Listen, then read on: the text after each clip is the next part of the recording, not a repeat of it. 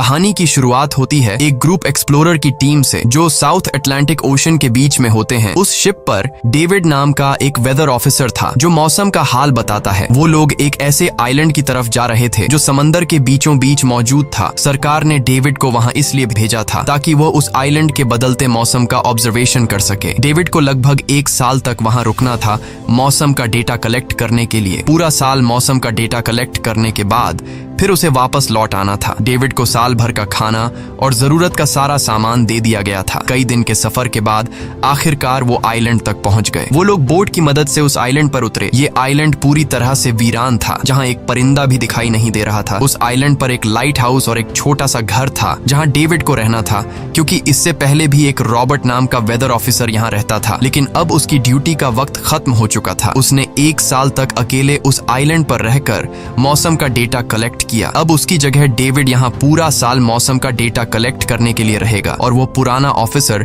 Robert ship के साथ वापस चला जाएगा। लेकिन जब पूरी टीम ने घर को विजिट किया तो वो हैरान रह गए, क्योंकि वहाँ किसी भी इंसान का नामो निशान नहीं था। कमरे के अंदर पुराने ऑफिसर का सारा सामान यहाँ वहाँ बिखरा पड़ा था। जिसके बाद कैप्टन और डेविड ने सोचा कि शायद लाइट हाउस में कोई हो सकता है। कैप्टन और डेविड बिना वक्त गंवाए लाइट हाउस की तरफ बढ़ते हैं और वो सब वहाँ एक अजीब नजारा देखते हैं। वो देखते हैं कि पूरा लाइट हाउस तेज और नुकीले लकड़ियों से घिरा हुआ था, जैसे किसी ने जानबूझकर उसे बंद कर दिया हो ताकि कोई भी अंदर न जा सके। जिसके बाद कैप्टन और डेविड ने लाइट हाउस का गेट कई बार नॉक किया, लेकिन अंदर से कोई रिस्पॉन्स नहीं मिला। आखिर में उन्होंने गेट को जोर से धक्का दिया और अंदर घुस गए। लाइट हाउस के अंदर उन्हें एक आदमी मिला जिसका नाम ग्रूनर था। जब उन्होंने ग्रूनर से पुराने वेदर ऑफिसर रॉबर्ट के बारे में पूछा तो उसने जवाब दिया कि वो तो मर गया है। वो समंदर की तरफ गया लेकिन दोबारा कभी लौटकर वापस नहीं आया। ग्रूनर की बातें सुनकर डेविड और कैप्टन दोनों चौंक गए। ये सब सुनने के बाद कैप्टन ने डेविड से कहा, अगर तुम अब भी चाहो तो हमारे साथ वापस चल सकते हो। लेकिन डेविड ने वापस जाने से इनकार कर दिया। डेविड ने सोचा अगर वो सरकार को उस आइलैंड का एक्यूरेट वेदर रिपोर्ट दे पाया तो उसे काफी मोटी रकम मिल सकती है। जिसके बाद कैप्टन ने उसे एक गन दी खुद की प्रोटेक्शन के लिए, और कैप्टन ने डेविड से कहा कि ये जगह मुझे सेफ नहीं दिखाई दे रही, अपना ख्याल रखना। इसके बाद उसे वहीं पर छोड़कर वो सब वापस चल दिए और अब ये दोबारा वापस 1 साल बाद आएंगे। कैप्टन के जाने के बाद डेविड ने घर को थोड़ा सेटल किया, रहने के काबिल बनाया। रात होने के बाद उसे ड्रॉर में एक डायरी मिली जो पुराने वेदर ऑफिसर रॉबर्ट की थी। उस डायरी में आइलैंड के बारे में बहुत कुछ लिखा था। डायरी में एक मिस्टीरियस क्रीचर के बारे में कुछ बातें लिखी गई थी, लेकिन सब कुछ साफ नहीं था, कुछ बातें अधूरी थी। डेविड हर लाइन को ध्यान से पढ़ता गया। उस डायरी में कुछ अजीब तरह के जानवरों के स्केचेस भी बने थे। डेविड को समझ नहीं आया उसने ऐसी पिक्चर्स क्यों बनाई थी। शायद वो अकेला था और टाइम पास के लिए ऐसा किया होगा। डायरी के एक पेज पर पुराने ऑफिसर के वाइफ की फोटो भी लगी थी। डेविड वह डायरी पढ़ते पढ़ते थक गया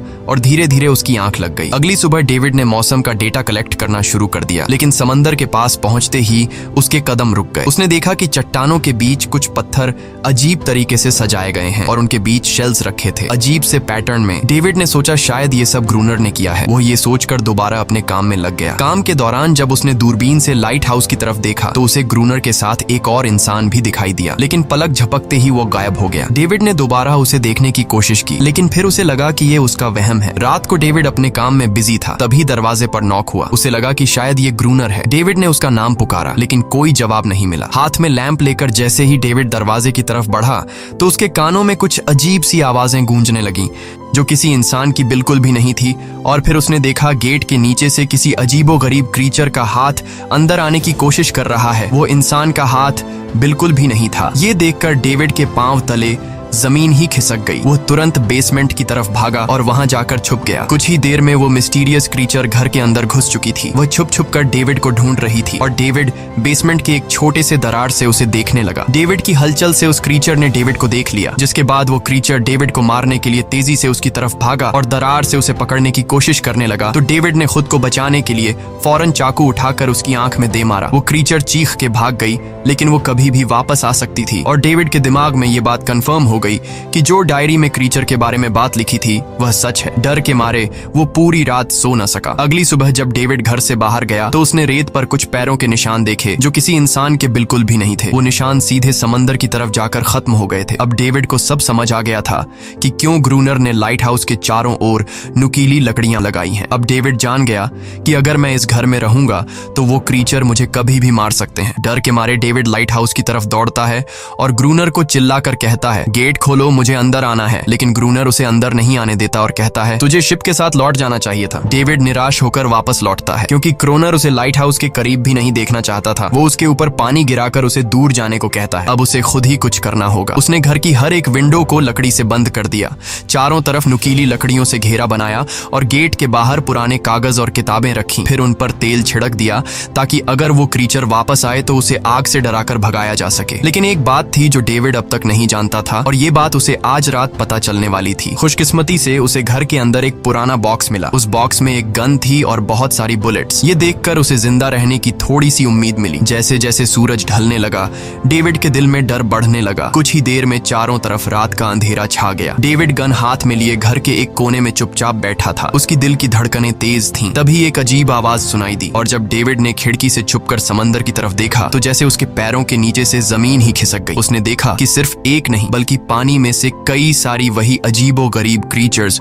उसकी तरफ बढ़ रही हैं। कुछ ही देर में वो सब इकट्ठा होकर कमरे का गेट तोड़ने की कोशिश करने लगे। डेविड ने तुरंत गोलियां चलानी शुरू की, जिनमें से कुछ क्रीचर्स गिरकर मर गए। डेविड को लगा कि गोली की आवाज सुनने के बाद वो डरकर भाग जाएंगे, लेकिन अपने साथियों को मरता हुआ देखकर वो और भी ज्यादा गुस्सा हो गए। तब डेविड प्लान बी अपनाते हुए गेट के बाहर रखे कागजों और पुरानी किताबों को आग लगा देता है। आग देखकर वो क्रीचर्स डर के मारे वापस समंदर में लौट गए, लेकिन अब वही आग डेविड के घर तक पहुंच चुकी थी। घर के दरवाजे ने आग पकड़ ली और धीरे धीरे फैलने लगी क्योंकि पूरा घर लकड़ी का बना हुआ था। डेविड ने तुरंत एक चादर में खुद को लपेटकर अपनी जान बचाई और बाहर निकलकर लाइट हाउस के पास एक बड़े पत्थर के पीछे छुप गया। क्रीचर्स को शूट करते वक्त डेविड के हाथ में काफी गहरी चोट भी आई। तभी अचानक तेज बारिश शुरू हो गई। आग धीरे धीरे बुझने लगी, लेकिन पूरी रात की बारिश के बाद भी सुबह तक डेविड अपना घर नहीं बचा पाया। पूरा घर जलकर लगभग राख हो चुका था। अब अगर डेविड को जिंदा रहना है तो उसे लाइट हाउस में पनाह लेनी होगी। उसने अपनी राइफल उठाई और लाइट हाउस के पास के पत्थरों के बीच छुप गया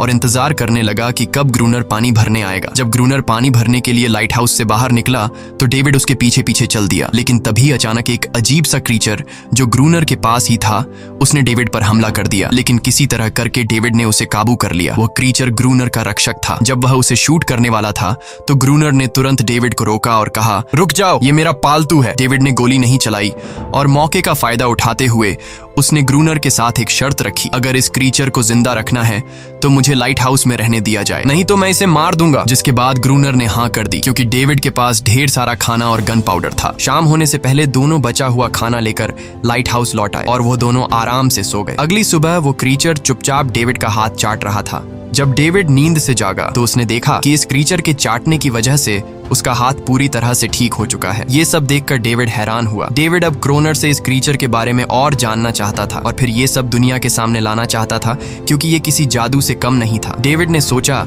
अगर इस क्रीचर का राज दुनिया के सामने हम लाते हैं तो डेविड और क्रोनर दोनों बहुत सारा पैसा और नाम कमा लेंगे। लेकिन क्रोनर को ये सब नहीं चाहिए था। वो इस आइलैंड से कहीं नहीं जाना चाहता था। क्रोनर का अब इस दुनिया में कोई नहीं बचा था। उसके लिए ये आइलैंड परफेक्ट था जहां वो अपने आप को एक किंग समझता था और अपनी मर्जी का मालिक। इसी वजह से उसने आइलैंड के कई हिस्सों में लिख दिया था, क्रोनर यहाँ का बादशाह है। लेकिन डेविड को ये समझ नहीं आ रहा था कि ये अजीब सी क्रीचर क्रोनर की फालतू कैसे बनी। तो क्रोनर ने बताया कि एक बार क्रोनर ने उसकी जान बचाई थी। वो गलती से उसके फिशिंग नेट में फंस गई थी। तब ये क्रीचर छोटी थी और उस दिन के बाद से वो क्रोनर के साथ ही रह गई। उसकी हर बात माननी शुरू कर दी। लेकिन क्रोनर एक सख्त इंसान था। वो इस क्रीचर के साथ बहुत बुरा बर्ताव करता था। क्रोनर हर दिन इस क्रीचर के साथ फिजिकल रिलेशन रखता था। क्रोनर ने बताया कि एक बार इस क्रीचर ने मुझ पर हमला भी किया था और उसके बदले में क्रोनर ने उसे ऐसी सजा दी कि उस सजा के बाद वो क्रीचर अपने आप को क्रोनर की गुलाम समझने लगी। और आप सब भी समझ गए होंगे कि हर रात वो क्रीचर समुद्र से बाहर क्यों आते हैं। वो सभी इसलिए आते हैं ताकि अपने साथी को क्रोनर से छुड़वाकर वापस ले जाए। लेकिन क्रोनर ऐसा नहीं होने देता। वो क्रीचर्स दिन के उजाले में अटैक नहीं कर सकते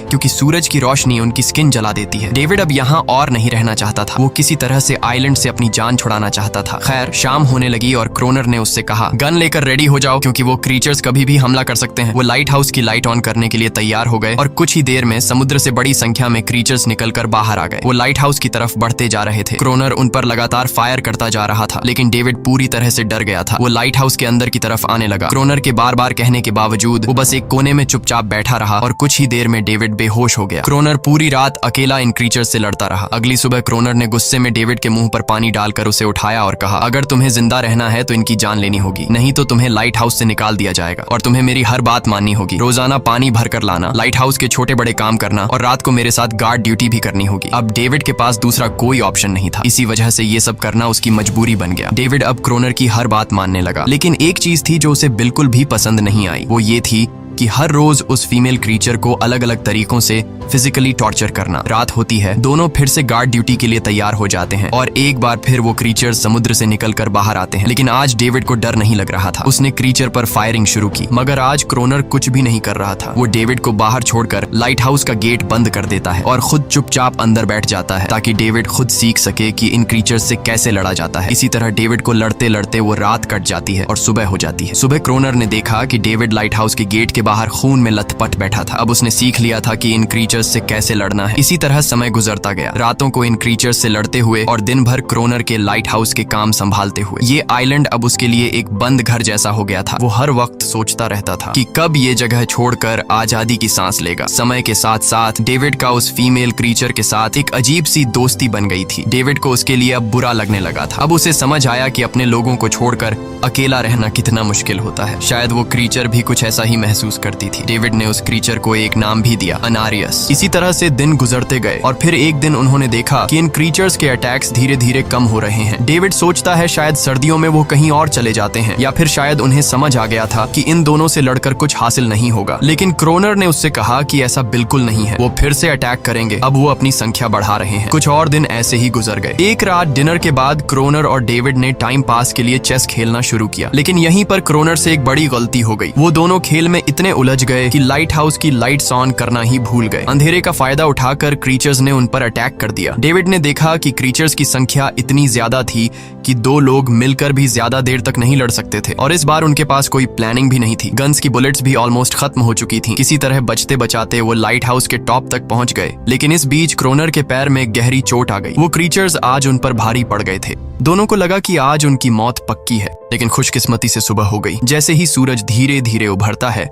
वो क्रीचर्स लाइट हाउस छोड़कर समुद्र में वापस चले जाते हैं। कड़कती धूप निकलने के बाद एनेरियस क्रोनर के जख्म को ठीक करने की कोशिश करती है, लेकिन अब तक डेविड को समझ आ चुका था कि वो इन क्रीचर्स के साथ ये लड़ाई जीत नहीं सकते। बुलेट्स भी अब खत्म होने के करीब हैं। उनके पास खाना भी इतना नहीं है कि वो ज्यादा देर तक चल सके। लकीली अगले दिन जब डेविड लाइट हाउस के बाहर इधर उधर घूम रहा था तो उसने समुद्र में एक जहाज देखा। वो जल्दी से अंदर से फ्लेयर गन लाया और जहाज को सिग्नल देने गया, लेकिन क्रोनर ने उसे रोक दिया क्योंकि वो नहीं चाहता था कि डेविड यहाँ से जाए। उसी वक्त अनारियस ने क्रोनर पर हमला कर दिया। वो डेविड को क्रोनर से बचाना चाहती थी। क्रोनर किसी को भी ये आइलैंड छोड़ने नहीं देना चाहता था। ये आइलैंड उसकी अपनी दुनिया थी जहाँ वो एक किंग की तरह रहता था। वो डेविड को भी जाने नहीं देना चाहता था। इतने समय से अकेला रहने के बाद अब उसके पास कोई था जिससे वो बात कर सकता था, और अगर डेविड उस शिप में वापस चला गया तो वो वहां जाकर सबको एनेरियस और उनके बारे में बता देगा। इसलिए अब डेविड यहाँ से नहीं जा सकता। धीरे धीरे वो शिप डेविड की आंखों के सामने समुद्र में गायब हो गई। अब उसके पास कुछ भी करने को नहीं था। कुछ और दिन ऐसे ही बीत गए। क्रोनर अब भी डेविड और अनारियस दोनों के साथ बुरा बर्ताव कर रहा था, लेकिन अनारियस को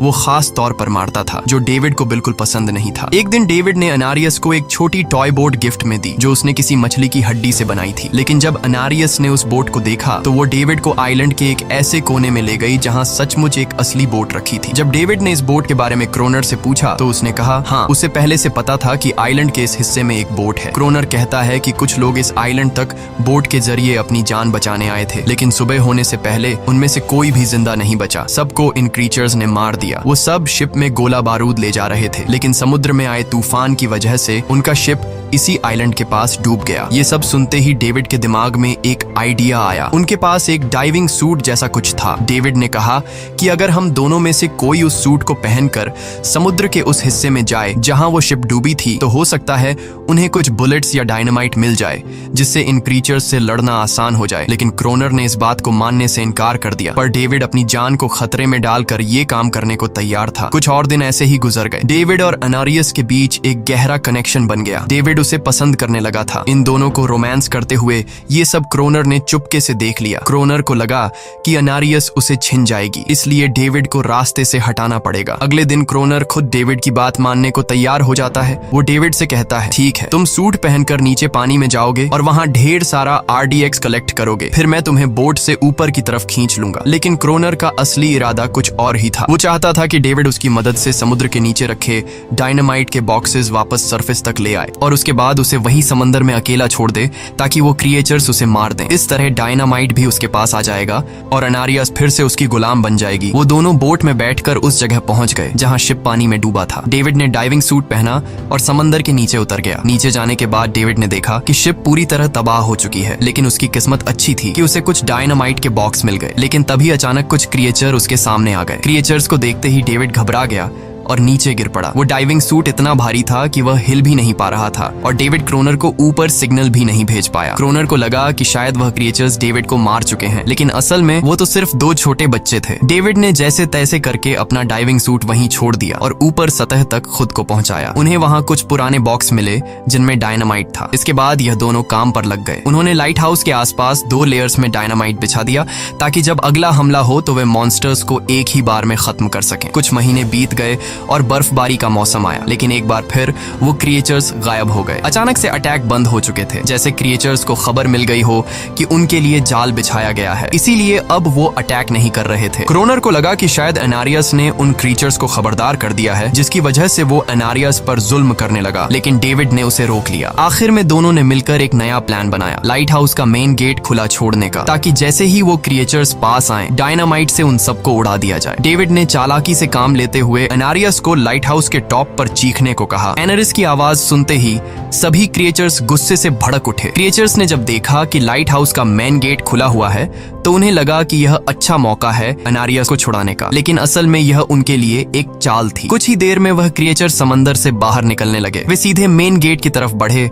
और अंदर घुसते ही डेविड पर हमला कर दिया। डेविड भी हिम्मत दिखाता है और क्रिएचर से जान छुड़ा लेता है। जैसे ही वे सभी क्रिएचर लाइट हाउस के पास पहुंच जाते हैं तो क्रोनर डायनामाइट का लीवर दबा देता है, लेकिन ब्लास्ट नहीं होता। असल में डेविड ने उसका कनेक्शन खोल दिया था और क्रोनर उसे दोबारा लगाना भूल गया था। डेविड तुरंत ऊपर भागता है और डायनामाइट का वायर जोड़ना शुरू करता है। तब तक वो क्रिएचर्स लाइट हाउस पर चढ़ने की कोशिश कर रहे होते हैं, जिन्हें सिर्फ अकेला क्रोनर रोकता है। जैसे ही कनेक्शन पूरा होता है डेविड पहला लेयर उड़ा देता है, जिससे कई क्रिएचर्स ब्लास्ट में खत्म हो जाते हैं, लेकिन अभी भी काफी मॉन्स्टर्स लाइट हाउस पर हमला करने के लिए तैयार होते हैं। इस वजह से क्रोनर दूसरा लेयर भी ब्लास्ट कर देता है। दोनों उस जोरदार धमाके में बेहोश हो जाते हैं। अगली सुबह जब दोनों होश में आए तो उन्होंने देखा कि एनरियस वहां नहीं थी। ब्लास्ट में चारों तरफ मरे हुए क्रिएचर्स पड़े थे। क्रोनर उन सबको मार रहा था जो जख्मी हालत में जिंदा बचे थे। तभी डेविड की नजर उनमें से एक के गले में लटके एक नेकलेस पर पड़ी। उस क्रिएचर को तड़पता हुआ देखकर डेविड को उस पर तरस आ जाता है और उसे अपनी गलती का एहसास हो जाता है। जिन क्रिएचर्स को वह अब तक खूंखार समझते आए थे वो भी इंसानों की तरह थे, सिर्फ बोल नहीं सकते थे। लेकिन क्रोनर के लिए यह सब बेकार बातें थी। उस दिन के बाद वह क्रिएचर्स फिर कभी अटैक नहीं कर पाए, लेकिन हर दिन समंदर के किनारे से रोने की आवाजें आती थीं। डेविड को अब तक नहीं पता था कि उन्होंने कितना बड़ा नुकसान कर दिया था, कितनी फैमिली टूट गई, कितने बच्चों ने अपने लोग खो दिए, सिर्फ एक गलतफहमी की वजह से। अगले दिन डेविड ने समंदर में उन क्रिएचर्स के कुछ छोटे छोटे बच्चों को देखा, वो सब जिन्होंने अपने परिवार खो दिए थे। डेविड ने पत्थरों का एक गोल सर्कल बनाया और उसके बीच में वह छोटी टॉय बोट रख दी ताकि एनरिस उसे देखकर वापस लौट आए। डेविड ने कई घंटे इंतजार किया, लेकिन एनरिस कभी वापस नहीं आई। सुबह नींद से जागने के बाद डेविड ने देखा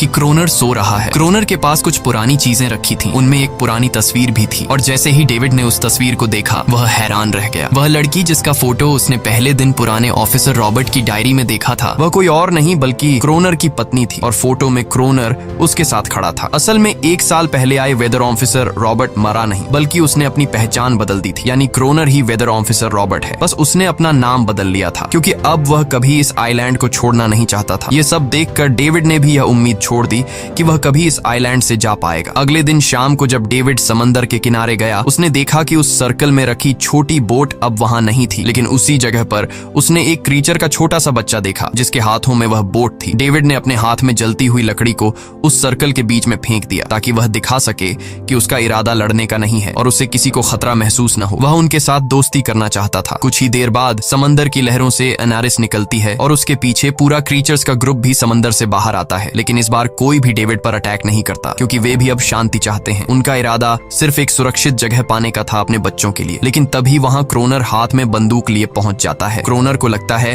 कि अगर शांति हो गई तो उसे सबसे ऊपर होने का एहसास कैसे होगा। डेविड उसे समझाने की कोशिश करता है कि ये क्रीचर्स लड़ना नहीं चाहते, ये शांति चाहते हैं। लेकिन क्रोनर किसी की नहीं सुनता। वो एनेरियस से चिल्लाकर कहता है, अंदर चली जाओ। लेकिन ये पहली बार था कि एनेरियस ने उसकी बात नहीं मानी, क्योंकि अब वह उसकी नौकरानी नहीं थी। यह देखकर क्रोनर को लगता है कि अब इस आइलैंड पर उसकी बादशाहत नहीं रही। क्रोनर खुद को अंदर से कमजोर महसूस करने लगता है, क्योंकि अब कोई भी उसका हुक्म नहीं मान रहा था। गुस्से में उसने लाइट हाउस की तरफ कदम बढ़ाए। डेविड को लगा शायद क्रोनर को अब समझ आ गया होगा कि हर एक जानवर आजादी चाहता है, कोई भी किसी का गुलाम बनकर नहीं जीना चाहता। लेकिन क्रोनर के सर से बादशाहत का भूत कहां उतरने वाला था। जैसे ही वह लाइट हाउस पहुंचा, उसने सिग्नल गन से एक फ्लेयर छोड़ी, जो सीधा जाकर एक क्रीचर के बच्चे से टकरा गई। उस बच्चे की तुरंत मौत हो गई। सभी क्रीचर्स डर के मारे भाग गए और एनेरियस ने भी डेविड पर अपना पूरा भरोसा खो दिया। गुस्से से पागल डेविड तुरंत लाइट हाउस की तरफ भागता है क्रोनर को सबक सिखाने। डेविड उससे लड़ने लगता है, क्यों किया तूने ये सब? ये लोग तो बस शांति चाहते थे। लेकिन क्रोनर इतना हिंसक हो चुका था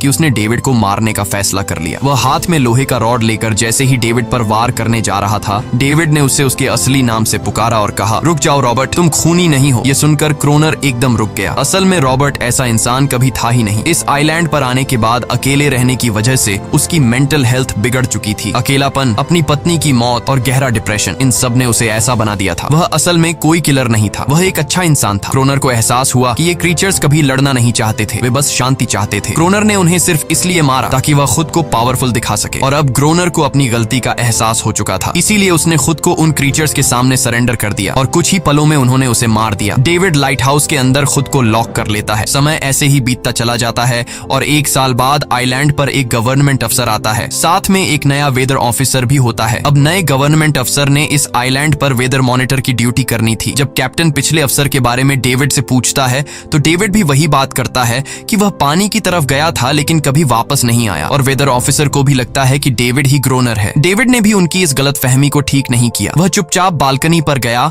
और खड़ा हो गया बिना कुछ कहे, क्योंकि अब वह भी इस आइलैंड को छोड़ना नहीं चाहता था, बिल्कुल क्रोनर की तरह। इसी दौरान एनेरिस भी अपने परिवार के साथ खुश थी। अब उन्हें किसी क्रोनर जैसे आदमी का डर नहीं था। अब वे आइलैंड पर भी और समंदर में भी आजादी से जी सकते थे। इसी के साथ कहानी खत्म हो जाती है। अगर वीडियो आपको अच्छी लगी हो तो हमारे चैनल को जरूर सब्सक्राइब कीजिए।